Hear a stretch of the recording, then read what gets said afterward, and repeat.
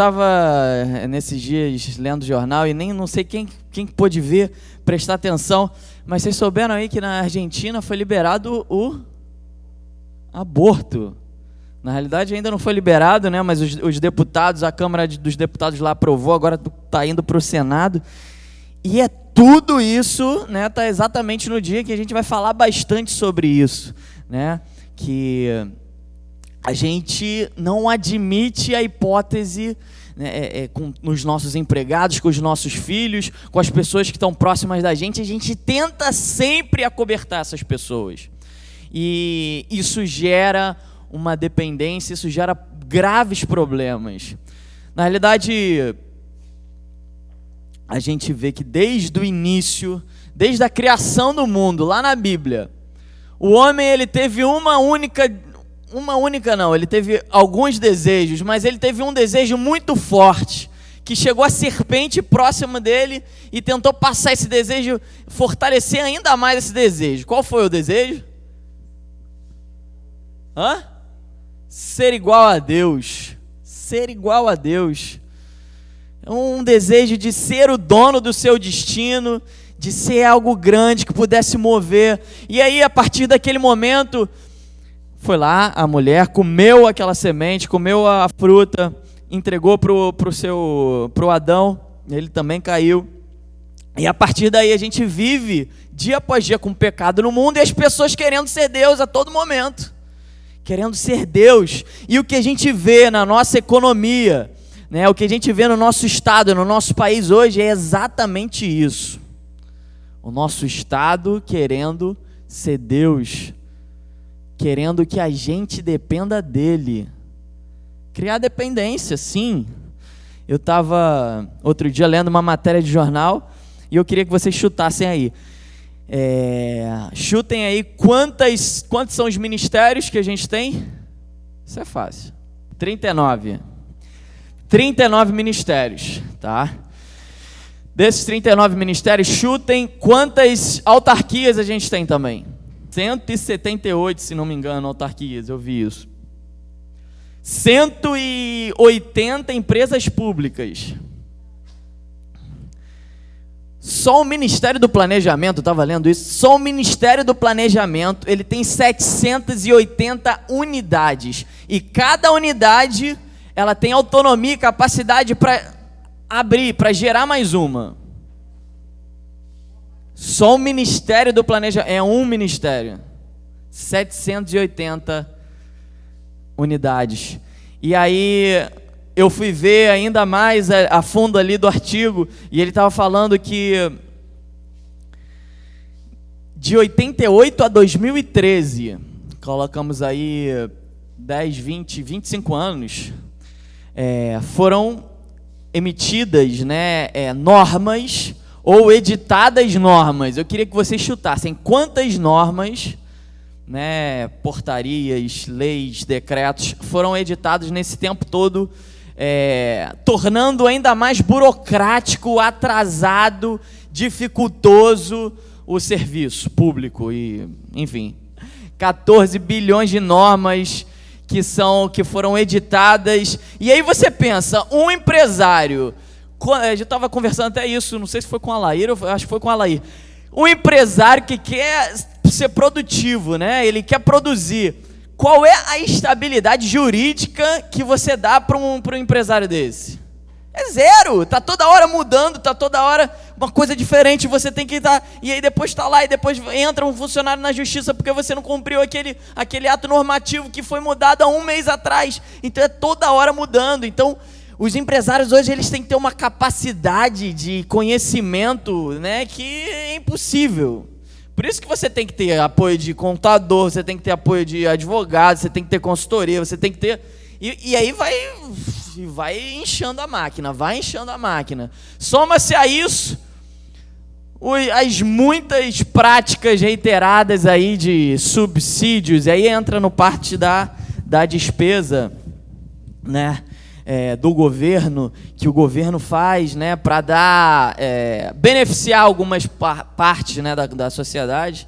Então, subsídios para uma cadeia produtiva. Por exemplo, o governo aumentos dos impostos de todo mundo, para quê?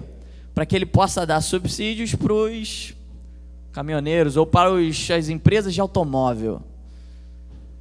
Será que a gente tem algo justo, um sistema justo?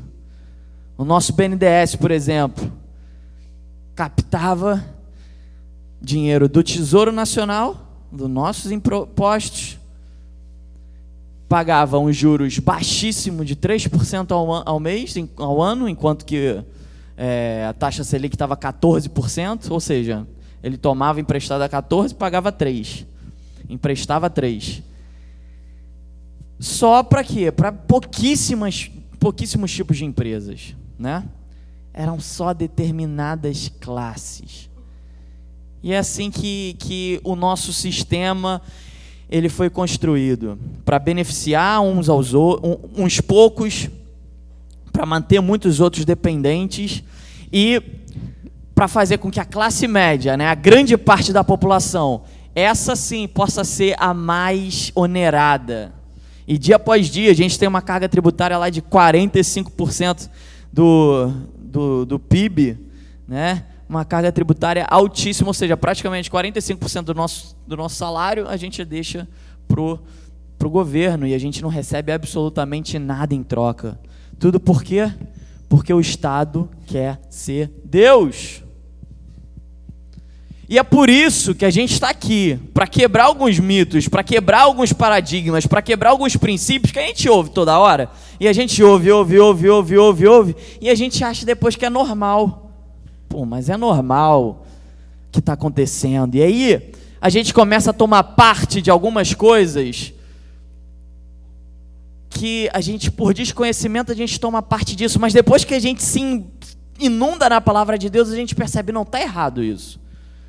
O Sérgio falou aqui, direitos trabalhistas. A gente tem uma enormidade de direitos trabalhistas, por exemplo. Os empresários aí estão balançando a cabeça, né?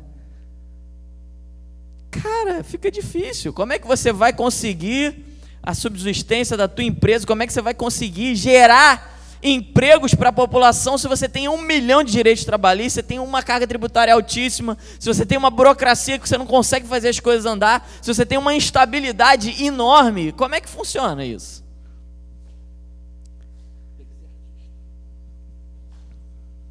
E isso é desestímulo. É desestímulo. Hoje está na moda as pessoas quererem ser empreendedores. O pessoal que é mais novo, tudo que é ser empreendedor, os meus amigos, todos eles querem ser empreendedores, até a primeira dificuldade. E aí quando sentem na pele, né? Pai Nedson, Alaí, sabe como é que é, né? Não é fácil. É uma coisa muito difícil ser empreendedor, ser empresário no país. Mas tudo se remete a uma dessas questões que a gente falou aqui hoje. O nosso Estado ele é paternalista e o nosso Estado encobre os pecados do povo. Encobre os pecados do povo.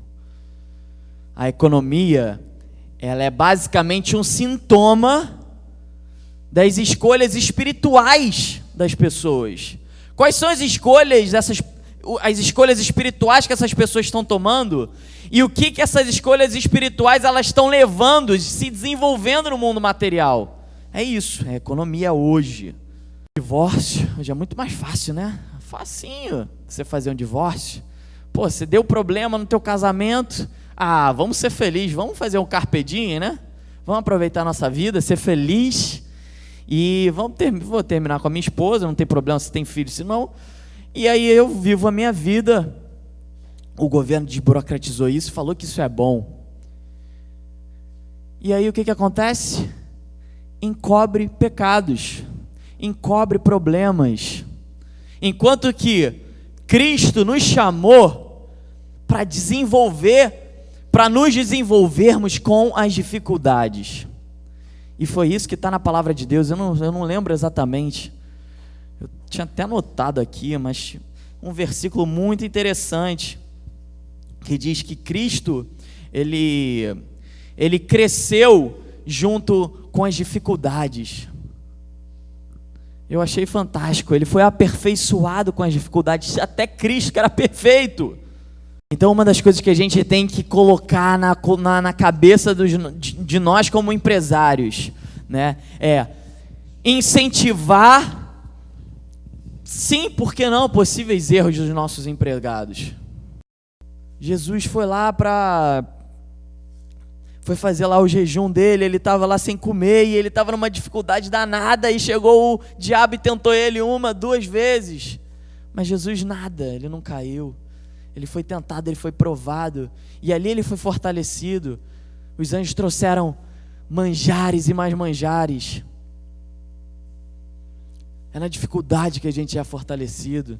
E é ali que a gente tem que incentivar os nossos filhos, os nossos empregados, os nossos patrões também, porque não? Quem não é empregado, empresário aqui, a viver na dificuldade.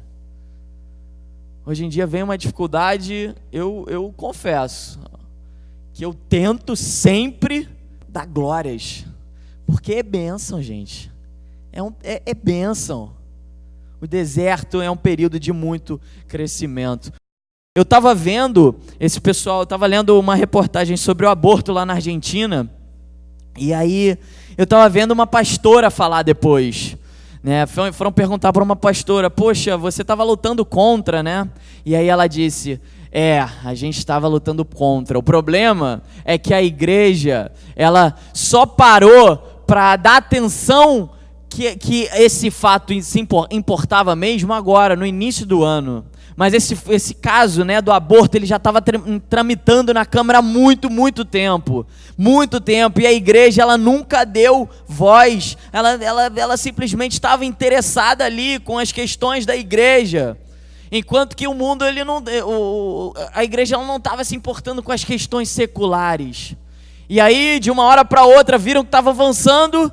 E aí, não, vamos então para a rua, só que não conseguiu tomar, né? Já estava praticamente perdido. E é isso exatamente o que a gente tem falado aqui na Escola de Negócios. Sabe, a gente tem que se preocupar sim com tudo que está à nossa volta. Não só com as questões espirituais, mas na realidade tudo é algo espiritual. Às vezes a gente acha só que, poxa, vamos ficar só dentro da igreja, naqueles assuntos comuns da igreja, mas não, a gente tem que falar sobre negócios, a gente tem que falar sobre finanças, a gente tem que falar sobre dinheiro, a gente tem que sim falar sobre empresa, a gente sempre tem sim que falar sobre mercado de trabalho, porque é aí que o inimigo ele tem colocado as suas manguinhas de fora, e é nessas pessoas que são realmente verdadeiras influenciadoras, é ali onde rola o dinheiro, é ali onde rola poder. Então a igreja, ela precisa entrar nesses assuntos, ela precisa entrar nesses conceitos, e a gente tem que discutir sim, tem que olhar possíveis candidatos e falar, poxa, será que esse cara aqui está falando pra caramba de bolsa, de estado gigantesco, de estatização de empresas, será que isso daí de fato vem da palavra de Deus? Ou será que não tem nada a ver? A gente aqui, irmãos, a gente basicamente dá os conceitos. A parte mais profunda vem de cada um. É cada um que tem que pensar, puxa, onde que esse conceito básico, né, e tão importante, ele funciona no meu negócio? Onde que eu posso aplicar? Porque cada um tem um negócio diferente. Então a gente tem que buscar essas alternativas e buscar mais do que nunca conhecimento. Conhecimento não só da palavra, mas também de práticas, né, mais atuais de gestão. E se você não tem, você vai ter que trazer alguém do seu lado para ter também. E você, como cabeça, influenciar essa pessoa que vai estar do teu lado, influenciar ela, para que, de fato, né, a sua empresa ela seja gerida, o seu modus operandi no mercado de trabalho, você como empregado, seja gerido da forma como Deus quer que você gira. Gira não? Administra.